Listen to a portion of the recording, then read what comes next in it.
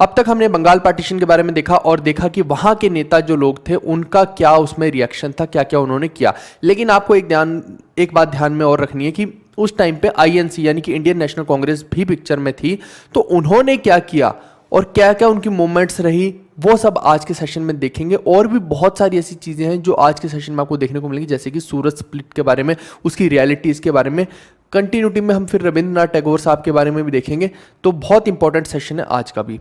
आप देखिए कि जो जैसे ही बंगाल पार्टीशन हुआ पूरे देश में रोष था, सब लोग इस चीज़ से दुखी थे कि हमारे देश का विभाजन अपने हिसाब से ही ये लोग कर रहे हैं, हमसे पूछे भी ना वो भी। तो यहाँ पे जो एक्सट्रीमिस्ट लीडर थे लाल बाल पाल, बाल गंगाधर तिलक स्पेशली जो थे, उन्होंने बहुत ज़्यादा फोर्स किया किनको, दादा भाई नौरोजी को, या कहें कि स्पेशली इंडियन नेशनल कांग्रेस को। और उस टाइम पे इंडियन नेशनल कांग्रेस के प्रेसिडेंट कौन थे, दादा भाई नौरोजी थे। उन्होंने इतना फोर्स किया कि भैया अब तो हिलो कम से कम, आप अभी भी ऐसी बातें करोगे कि नहीं हम तो शांति प्रियता से करेंगे सब कुछ, ना हम कोई प्रोटेस्ट करेंगे ना इनको बॉयकॉट करेंगे, भैया ऐसा मत करो, कम से कम आज तो स्वराज की डिमांड कर लो। तो तब जाके इन्होंने क्या किया, इन्होंने स्वराज की डिमांड यहाँ पे हुंकारी कि भैया अब हमें चाहिए स्वराज। कलकत्ता के पहले सेशन, मतलब पहला ऐसा सेशन हुआ कांग्रेस का कलकत्ता के अंदर जिसमें स्वराज की बात रखी गई, स्वराज डिमांड किया गया। पहली बार कब किया गया, कलकत्ता सेशन में कांग्रेस में। ये मैंने पहले भी बताया था, अब यहाँ पे मैंने कंक्लूड कर दिया है, जब आईएनसी पढ़ा रहा था तो वहां भी बताया था। तो यहाँ पे क्या होता है, 1906 में ये सब हो रहा है, लेकिन साथ में दादा भाई नौरोजी के बारे में कुछ कुछ चीज़ें और देख लेते हैं। जैसे कि इन्होंने क्या किया, लंदन इंडियन सोसाइटी को फॉर्म किया 1865 में, और ईस्ट इंडिया एसोसिएशन को फॉर्म किया इन्होंने 1867 में। अगर कभी पूछ लें तो आप इसको मार्क कर देना। और ये पहले ऐसे भारतीय थे, फर्स्ट इंडियन थे जो कि इलेक्ट हुए थे ब्रिटिश पार्लियामेंट में, यानी ब्रिटेन की पार्लियामेंट में जो इलेक्ट होने वाली ये पहले भारतीय रहे हैं। तो ये कुछ कुछ एक्स्ट्रा इन्फॉर्मेशन है। साथ में एक और चीज़ है कि इनका लिटरेरी वर्क भी देख लेते हैं। इन्होंने पुस्तकें लिखी हैं, the wants and means of India, London में लिखी है इन्होंने 1876 में, the wants and means of India. और दूसरी लिखी कंडीशन ऑफ इंडिया, मद्रास 1882 में, ठीक है, यानी 1882 के अंदर इन्होंने लिखी। Poverty and un British rule in India, ये 1902 में लिखी। तो ये कुछ कुछ एक्स्ट्रा इन्फॉर्मेशन इनके बारे में बता दी जिनको आपको याद करना है। 1906 की बात करते हैं। All India Muslim league picture में आती है। कारण कहाँ से इसकी उत्पत्ति होती है, बंगाल के विभाजन से होती है, बंगाल के पार्टीशन से होती है, क्योंकि दो भागों में बटा बंगाल, जिसकी वजह से एक तरफ हिंदू ज़्यादा हो गए, एक तरफ मुस्लिम ज़्यादा हो गए। तो जहाँ माइनॉरिटी थी तो वहाँ पे ये खतरा पैदा उनको होने लग गया कि भैया ये हमें यहाँ रहने देंगे कि नहीं रहने देंगे। कई बार ऐसी चीज़ें यूँ ही उत्पन्न हो जाती हैं, या फिर जो वहाँ के एडमिनिस्ट्रेशन होती हैं वो उत्पन्न करने की कोशिश करते हैं। यही चीज़ें आज भी हो रही हैं। यही पॉलिसी पहले अंग्रेज फॉलो किया करते थे, जो कि आज की डेट में भी हमारी गवर्नमेंट्स अक्सर कर दिया करती हैं ये चीज़ें। तो यहाँ पे क्या है कि मुस्लिम के दिमाग में एक चीज़ आ गई कि भैया अब हमें जो है ना अपनी एक लीग बनानी पड़ेगी, हमारी बात की सुनवाई कौन करेगा। यहाँ पे तो कांग्रेस है, और कांग्रेस में जो बहुतायत है सबसे ज़्यादा कौन है, हिंदूज हैं। तो यहाँ पे हमारी तो कोई बात ही नहीं सुनेगा। तो उन्होंने सोचा कि हम तो अपनी लीग बनाएंगे। तो ये निकल पड़े अपनी लीग बनाने। 1906 के अंदर ऑल इंडिया मुस्लिम लीग बनती है। फाउंडर है इसके आगा खान III, ख्वाजा सलीमुल्लाह, हकीम अजमल खान। ये तीन लोग जो हैं इसके मेन फाउंडर्स माने जाते हैं। और रियल फाउंडर की बात करें, यानी कि जिसने सबसे ज़्यादा काम किया इस लीग के लिए, और अल्टीमेटली जो इस लीग का पर्पस था कि एक अलग नेशन चाहिए, जिसने उसको मुकाम तक पहुंचाया, वो हम बोलेंगे मोहम्मद अली जिन्ना। तो इसीलिए इनको रियल फाउंडर बोल दिया जाता है। सिर्फ शुरू करने से थोड़ी कुछ होता है, बाद में जो बंदा बड़े बड़े काम करे उस लीग के लिए, उसी को रियल फाउंडर माना जाएगा ना। तो ये वही वाली बात है। ये हम दिल्ली सल्तनत में भी रियल फाउंडर्स के बारे में पढ़ते थे, अगर आपको याद हो। तो मैं ये नहीं बोल रहा कि टू नेशन होनी चाहिए कि नहीं होनी चाहिए, अपनी थ्योरीज मत निकालना यहाँ से कि जीवी सर ने तो पेड क्लास में ऐसा बोल दिया। मैं आपको इसका कॉन्टेक्स्ट समझा रहा हूँ। कॉन्टेक्स्ट से हटेंगे तो फिर बात नहीं समझ में आएगी। और यहाँ पे मैं बिल्कुल निष्पक्ष होकर चीज़ें बताता हूँ। ये नहीं कि मेरे को किसी धर्म से मतलब है। मैं कोई भी धर्म हो, चाहे हिंदू धर्म हो, उसके खिलाफ कोई बात है या उसके प्रो में या कौन से में, वो भी बता देता हूँ। मैं कोई मुस्लिम धर्म है उसके बारे में भी बता देता हूँ, क्रिश्चियन है उनके बारे में भी सब बता देता हूँ। मैं अपने को तो जो रियल फैक्ट्स है मैं उन पर बात करता हूँ। मैं किसी भी चीज़ के भाव में आके बात नहीं कर रहा हूँ यहाँ। नेक्स्ट है वेन्यू, इसकी बात करें तो ढाका। ढाका कहाँ है? बांग्लादेश के अंदर है आज की डेट में। वहां पे इन्होंने ये फॉर्म की, लेकिन जो हेडक्वार्टर रखे वो कहाँ रखे? लखनऊ में रखे। क्यों रखे लखनऊ में? मैक्सिमम जो प्रोटेस्ट हो रही थी, मैक्सिमम जो लोग निकल निकल के आ रहे थे विद्रोह के अंदर, वो कहाँ से आ रहे थे? नॉर्थ के अंदर से आ रहे थे। तो इन्होंने इसके हेडक्वार्टर कहाँ पे रखे गए? एक तरह से नॉर्थ के अंदर ही रखे गए। और फर्स्ट प्रेसिडेंट जो इसके बने वो आगा खान 3 थे, जिनको कि सुल्तान मोहम्मद शाह भी बोला जाता है। ये आप पिक्चर में भी थोड़ा सा देख सकते हैं। तो ये जो है अब हमारे सामने क्या हो गया? एक आ गई है ऑल इंडिया मुस्लिम लीग, और इससे क्या हो गया? कांग्रेस हो गई है वीकन, यानी कि अब कांग्रेस में से एक बहुत बड़ा पार्ट जो मुस्लिम्स का था वो साइड में हो गया। कुछ कुछ मुस्लिम थे कांग्रेस के साथ, लेकिन एक बहुत बड़ी लीग अलग हो गई, जिसकी वजह से एक देश में सिर्फ बंटवारा बंगाल तक नहीं सीमित रहा। ये बंटवारा एक तरह से देश का बंटवारा हो रहा था धर्म के नाम पे। आप ध्यान दीजिएगा इस चीज को, इनके कॉन्टेक्स्ट को समझिए, ब्रिटिशर्स कितने तेज थे इस चीज में। और यहां तक तो ठीक है, अब आप आगे जब देखते हैं ना, तो आगे कांग्रेस भी डिवाइड हो जाएगी फर्दर, तो आपको और ज्यादा लगेगा कि कांग्रेस तो बिल्कुल वीकन हो गई। आपको एक एक चीज डिटेल में समझ में आएगी, और फिर ये ब्रिटिशर्स क्या करेंगे, मुस्लिम्स को कैसे यूज करेंगे, ये भी हम देखेंगे। अभी तक 2 नेशन की बात नहीं हो रही है, ना सेपरेट इलेक्टोरेट की बात हो रही है। ये भी ध्यान रखना, मुस्लिम के लिए अभी तक कोई सेपरेट इलेक्टोरेट की कि ये जो जगह है यहां से मुस्लिम ही खड़े होंगे, ये जो जगह यहां से हिंदू ही खड़े होंगे, ऐसा अभी तक कम्युनलिज्म कहीं पे नहीं देखा गया है, लेकिन आगे देखने को मिलेगा। इसका यूज करेंगे ब्रिटिशर्स। तो आपको आज एक एक पन्ना खोल के देखने को मिलेगा कि कैसे कर रहे थे ये सब लोग। 1907 में सूरत स्प्लिट होता है, यानी कि इसको नाम दिया गया सूरत स्प्लिट। यहाँ पे सूरत के अंदर कांग्रेस का एक सेशन होता है, जैसे कि आप देख सकते हैं यहाँ पे, ये बहुत ज़्यादा फेमस पिक्चर है सूरत सेशन की। यहाँ पे ये बीजी तिलक साहब हैं। यहाँ पे क्या होता है कि दोनों जो ये जो एक्सट्रीमिस्ट लोग हैं, ये इस पक्ष में होते हैं कि भैया बहुत हो गया ये नौटंकी, अब ये जो ब्रिटिशर्स हैं ये हमारे देश के साथ इस तरह से कर रहे हैं, अब हमें बहुत ज़्यादा स्ट्रांगली अडॉप्ट करनी चाहिए एक पॉलिसी, और पॉलिसी का नाम है स्वदेशी और साथ में स्वराज। हमें इस पे ही ध्यान देना चाहिए। इनके एजुकेशन सिस्टम को बॉयकॉट कर देना चाहिए, इनकी गुड्स को बॉयकॉट कर देना चाहिए बहुत स्ट्रांगली। और हमें जो करना है ना, प्रोटेस्ट करनी है, स्ट्राइक्स करनी है, ध्यान देना, प्रोटेस्ट करनी है, स्ट्राइक करनी है अलग अलग जगह में पूरे देश में, और इनके किसी रूल को नहीं मानना है। हम इस तरह की नीति को अपनाएंगे इस देश को आजाद करवाने के लिए। लेकिन वहीं पे हम देखते हैं कि जो ये तो गरम दल की बात होगी, जो नरम दल वाले लोग थे, ये देखिए, ये है नरम दल, ये है गरम दल। तो इनकी नीति मैंने बता दी। इनकी नीति क्या थी? इनकी नीति थी कि भैया हम बातचीत से ही सब सुलझाएंगे, और हमें कोई स्वराज से अभी मतलब है नहीं है, हम डोमिनियन स्टेटस में ही चल लेंगे। डोमिनियन स्टेटस मतलब कि हमें कोई 2-4 प्रेसिडेंसी दे दो तुम, हमें वही मंजूर है। तो यहाँ पे थोड़ा सा ये धीरे धीरे चलने को फिर रहे थे, ये वायलेंट थे तो ये तुरंत करने को चाहते थे। तो ये जो इनके बीच में कॉन्फ्लिक्ट है, इनकी आइडियोलॉजी के बीच में कॉन्फ्लिक्ट है बेसिकली। अब हम देखते हैं कि इस सेशन में हुआ क्या। ये सेशन जो है ना, ये 23rd कांग्रेस का सेशन है, 23rd नंबर वाला, और ये होना कहाँ था? ये होना था नागपुर में। लेकिन नागपुर में कौन लोकप्रिय है बहुत ज्यादा? वहां पे लोकप्रिय हैं बीजी तिलक साहब, बाल गंगाधर तिलक साहब, क्योंकि आप देखिए कि वो उस टाइम पे वो एक तरह से नागपुर का एरिया मान लीजिए कि मध्य प्रदेश, महाराष्ट्र, छत्तीसगढ़ को मिला के बन रहा था। आप आज के हिसाब से मत समझना, आप उस टाइम के हिसाब से समझिए इन चीज़ों को। तो ये वो एरिया बन रहा था, और बॉम्बे अलग हुआ करता था उस टाइम पे। बॉम्बे अलग था, डिफरेंट था, ये नहीं कि बॉम्बे को आप महाराष्ट्र मान रहे हैं। तो बॉम्बे प्रेसिडेंसी थी एक अलग से, मद्रास प्रेसिडेंसी थी एक अलग से, अलग अलग प्रेसिडेंसी हुआ करती थी, इस तरह से समझिए। तो यहाँ पे क्या हुआ, जब यहां ये चीज पिक्चर में आती है कि नागपुर के अंदर तो बीजी तिलक साहब जीत जाएंगे, यहां तो इनकी सीधा सीधा सरकार आती दिख रही है। तो इन्होंने बोला, यहां पे किसने बोला? जीके गोखले साहब ने, गोपाल कृष्ण गोखले साहब, जिनको गांधी जी का गुरु भी माना जाता है, पॉलिटिकल गुरु। क्यों? ये दिमाग से बहुत तेज थे, और ये देखिए कि किस तरह की इन्होंने रणनीति अपनाई जीके गोखले साहब ने। इन्होंने बोला कि नहीं, ये सेशन हम नागपुर में नहीं करेंगे, इस बार हम करेंगे इसको सूरत में। और इसके पीछे भी सोची समझी चाल थी, वो अभी तुरुप का इक्का है, वो बाद में आएगा। तो यहां पे क्या होता है, सूरत में कर दिया जाता है ये सेशन। यहां पे इन्होंने सोचा कि बीजी तिलक यहां से नहीं जीत पाएंगे, हमारा ही बंदा जीतेगा। कौन जीतेगा? रास बिहारी घोष। ध्यान देना, रास बिहारी बोस नहीं बोल रहा, वो सुभाष चंद्र बोस के टाइम के हैं, ये रास बिहारी घोष हैं, घोष, ठीक है। तो ये रास बिहारी घोष को बनाना चाहते थे, और जो एक्सट्रीमिस्ट थे वो या तो लाला लाजपत राय को बनाना चाहते थे या बीजी तिलक साहब को बनाना चाहते थे। तो यहाँ पे क्या होता है कि बीजी तिलक साहब खड़े होते हैं, और ये इनको अच्छे खासा हरा देते हैं, और 67% वोट्स लगभग इनको मिलते हैं बीजी तिलक साहब को सूरत से भी। अब कमाल की चीज होती है, एक तुरुप का इक्का जीके गोखले साहब का अब आएगा, गोपाल कृष्ण गोखले साहब का। वो बोलते हैं कि भैया बेशक से आप जीत गए हैं, लेकिन आप बनेंगे नहीं प्रेसिडेंट। क्यों नहीं बनेंगे? क्यों? क्योंकि यहाँ पे तो भैया ये आपकी होम प्रेसिडेंसी है। आप सोचेंगे ये क्या बात हुई, वो तो सूरत है और ये ठहरे महाराष्ट्र के। मैं तब से पढ़ा रहा हूँ कि महाराष्ट्र में इनका वर्चस्व था। तो जो इनका बर्थ है ना, वो इनका बर्थ है सूरत के आसपास, मतलब कि सूरत के आसपास का। तो आप देखना वो इनकी क्या होगी, एक तरह से होम प्रेसिडेंसी हो गई। और जो सूरत है ना, सूरत जो पड़ रहा है वो एक तरह से उस टाइम पे देखा जाए तो बॉम्बे प्रेसिडेंसी के अधीन पड़ रहा है, बॉम्बे प्रेसिडेंसी के अधीन। समझ रहे इस चीज को? तो इनका जो वर्चस्व है मेनली इनका महाराष्ट्र में, लेकिन उस टाइम पे सूरत जो पड़ रहा है वो बॉम्बे प्रेसिडेंसी के अधीन पड़ रहा है। समझ लेना इस चीज को।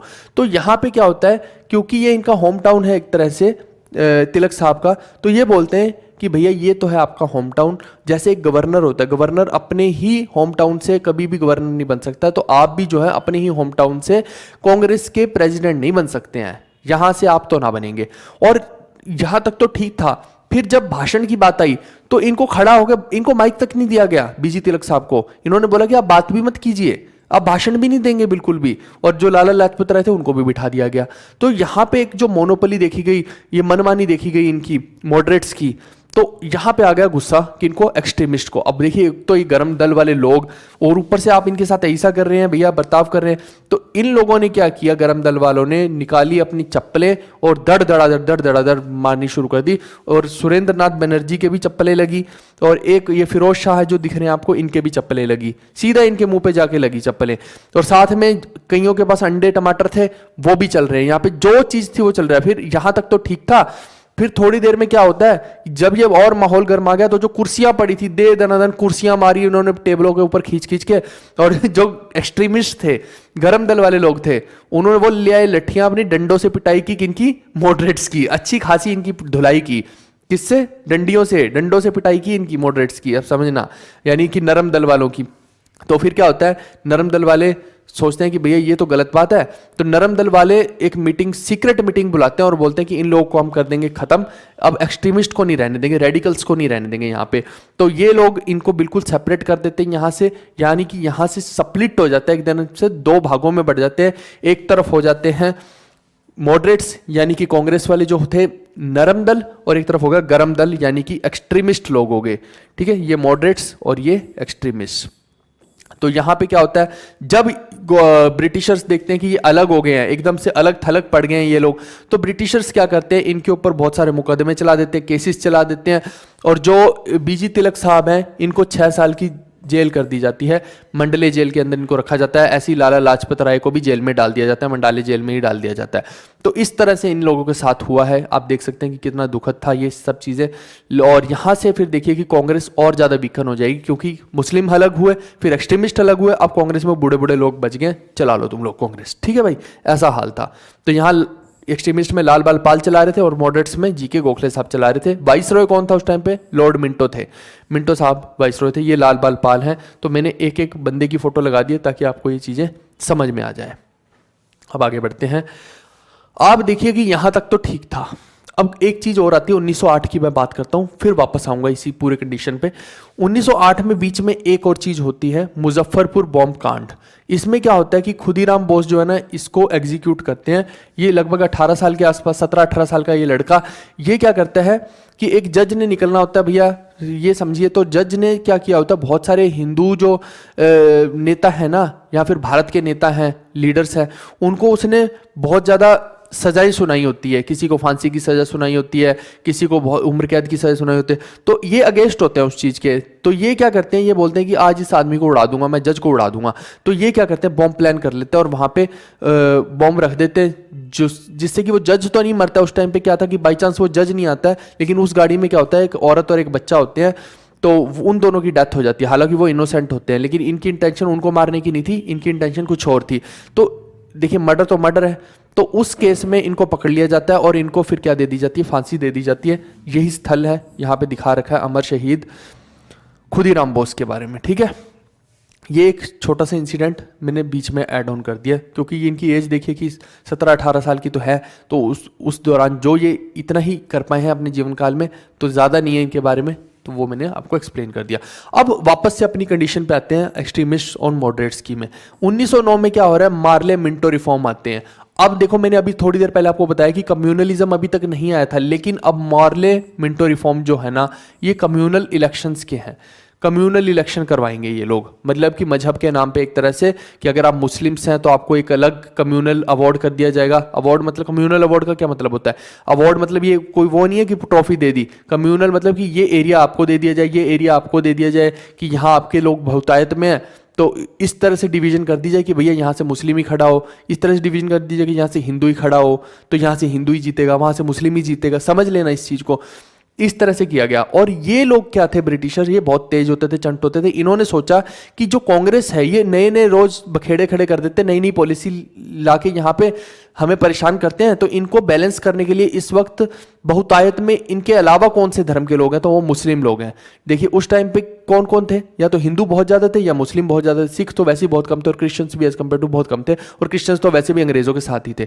तो इन नटशेल बात क्या थी कि इनकी हेल्प कौन कर सकता था, मुस्लिम्स कर सकते थे। तो इन्होंने मुस्लिम्स को एज ए वेपन यूज करने के लिए पूरे का पूरा षड्यंत्र रचा कि इन्होंने, अंग्रेजों ने, इन्होंने मुस्लिम्स की बातें मानना शुरू कर दी। मुस्लिम लीग बन चुकी है और इनका पर्पज सॉल्व हो चुका है अंग्रेजों का, तो इन्होंने बोला कि भैया हम आपको कम्युनल इलेक्शंस करवाएंगे भैया, कोई दिक्कत नहीं है ना। तो लॉर्ड मिंटो ने ये सेपरेट इलेक्टोरेट किसको दे दिया, मुस्लिम्स को दे दिया, और यहीं से बखेड़ा खड़ा हो जाता है। क्योंकि यहाँ पे इनको दे दिया तो वहाँ पे जो कांग्रेस वाले हैं अब वो वैसे ही इतने ज़्यादा वीकन हो चुके हैं, और ऊपर से यहाँ पे जब जो पॉलिसी अपनाई जा रही है और ज़्यादा इस खाई को गहराई करने के लिए बनाई जा रही है, यानी कि यहाँ से खाई गहरी ही होती जाएगी और अंत में ये ऐसे खुलते खुलते एक ऐसे मुकाम पे होगी कि ये दोनों देश अलग हो जाएंगे, इंडिया पाकिस्तान हो जाएंगे। और देखिए कि कुछ लोग बोलते हैं कि बीजी तिलक साहब जो है वो मुस्लिम्स के अगेंस्ट थे, लेकिन आपको मैं बता दूं कि ये जो मंडाले जेल वाला सीन हुआ ना सारे का सारा, इसमें जो उनके लॉयर थे वो मोहम्मद अली जिन्ना साहब ही थे। तो यानी कि उनकी अच्छी खासी बनती थी मोहम्मद अली जिन्ना साहब के साथ। लेकिन जब बाद में मोहम्मद अली जिन्ना मुस्लिम लीग में चले जाते हैं तो अब क्या है कि दोनों की आइडियोलॉजी में डिफरेंस आना शुरू हो जाएगा। यानी कि जिन्ना साहब पहले तो बढ़िया आदमी थे, बट ठीक है कि उन्होंने अपने धर्म के हिसाब से, अपने लोगों के हिसाब से सोचा, तो उन्होंने क्या किया, सेपरेट नेशन की ही मांग कर डाली बाद में जाके। तो वो उनकी अपनी जो भी आइडियोलॉजी है, हम उसके बीच में नहीं फंसेंगे, हम सिर्फ आपको एक्सप्लेन कर सकते हैं कि ये चीज़ उन्होंने की, क्या सोच के की होगी, बस वो मैं बता सकता हूँ। सही है या गलत इसके किसी पक्ष में अपुन नहीं है भैया, ठीक है।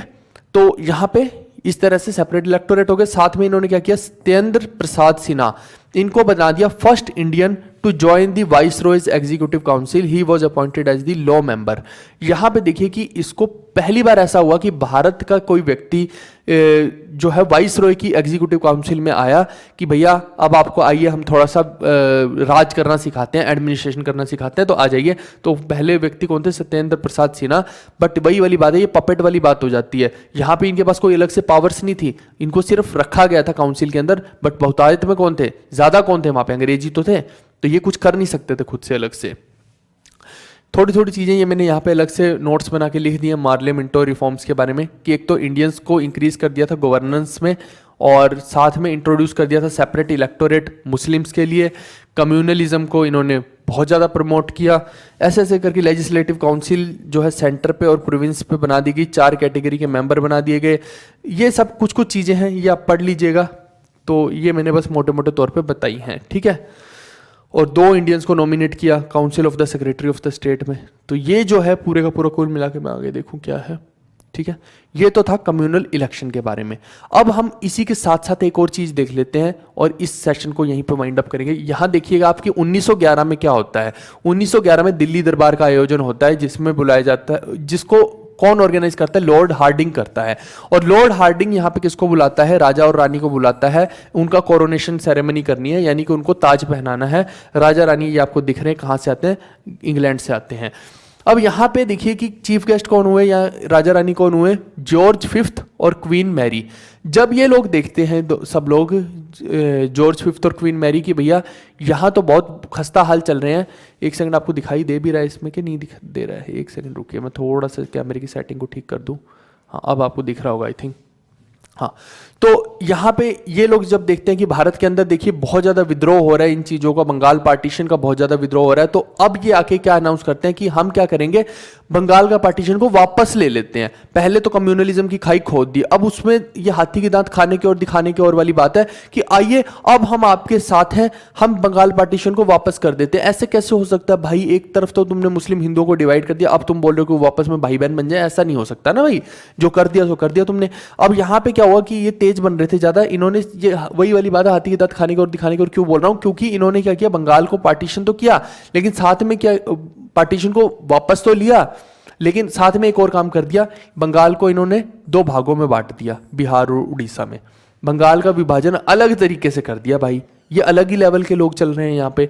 ये क्यों हो रहा है? क्योंकि इन्होंने देखा कि मैक्सिमम रिफॉर्म्स, मैक्सिमम एक्टिविस्ट कहाँ से उठ के आ रहे हैं, ये जो दिल्ली के आसपास का एरिया, नॉर्थ का एरिया, यहाँ से उठ के आ रहे हैं। तो इन्होंने सोचा कि भैया हम ये बंगाल में क्या कर रहे हैं, हम वापस से इधर ही चलते हैं ना, नॉर्थ वाली साइड में ही चलते हैं। तो ये उठ के आ गए यहाँ पे नॉर्थ वाली साइड में, दिल्ली वाली साइड में, यानी दिल्ली में आके बैठ गए। और इन्होंने यहाँ पे बंगाल को जब छोड़ना था तो इन्होंने सोचा कि भैया पीछे लोग कहीं हमारे यहाँ पे इसको छोड़ के जा रहे हैं, तो इसको यहाँ पे भी तो बैलेंस आउट करके रखनी चीजें, विद्रोह ना हो। तो इन्होंने सोचा बंगाल को इस तरह से डिवाइड करके जाते हैं कि ये लोग इसी में खेलते कूदते रहे और हम उधर अपना षड्यंत्र करते रहे। तो इसीलिए बंगाल को बिहार और उड़ीसा में बांट के चले गए ये लोग, और सिर्फ ऐसे नाम के लिए बोल दिया कि भैया हमने तो ये बंगाल को, वो जो है ऑर्डर को रिपील कर दिया है, पार्टीशन को, जबकि कुछ नहीं किया इन्होंने, अब इधर से बांट दिया उठा के। तो इसका जो है इफेक्ट पूरा आगे तक चलता जाएगा जब तक कि टू नेशन ना बन जाए। ये साथ ही साथ मैं आपको सब समझाता जा रहा हूं। अब कलकत्ता से शिफ्ट हो गई कैपिटल दिल्ली में, और बंगाल पार्टीशन को रिफ्यूज कर दिया गया, और फॉर्मेशन हुई है यहाँ पे बिहार और उड़ीसा की। इसीलिए क्योंकि ये दिल्ली में आए हैं तो इसको बोला गया दिल्ली दरबार। 1911 के अंदर ये सब हुआ है। और यहाँ से ही बंगाल पार्टीशन की कहानी को भी अब हम ओवर करेंगे, और दिल्ली दरबार का आयोजन किया गया, उसमें क्या हुआ वो भी मैंने आपको समझा दिया। 1911 के अंदर ये सब हुआ और दो स्टेट्स फॉर्म हुई, वो भी मैंने आपको क्लियर कट कर दिया। बहुत ज़्यादा डिटेल में एक एक चीज़ की उधेड़ बुन करके मैंने आपको बताया है। आई होप कि आपको समझ आया हो। एक बार देख लीजिए पूरी की पूरी स्लाइड को भी। और अब हम नेक्स्ट सेशन में और नई चीज़ें देखेंगे और आपको एक एक चीज़ की बेटर अंडरस्टैंडिंग होती जाएगी। यूट्यूब पे देखिए बहुत सारी चीज़ों की मैं बहुत ज़्यादा अंडरस्टैंडिंग इसलिए डेवलप नहीं करता हूँ क्योंकि वो वीडियो चली जाएगी फिर 10, 12, 15 घंटे की, और लोगों को क्या है कि तुरंत वहाँ पे सब कुछ चाहिए होता है।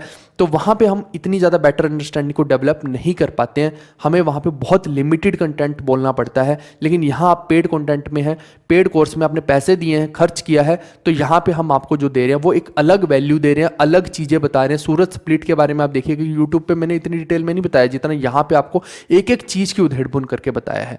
तो यहाँ पे इसीलिए आपको फ़ायदा है कि आपने जो पैसे दिए हैं, मैं चाहता हूँ कि उसका एक एक पैसा जो है ना, एक एक पैसा उसका मैं दुगना करके आपको कंटेंट की फॉर्म में दूँ।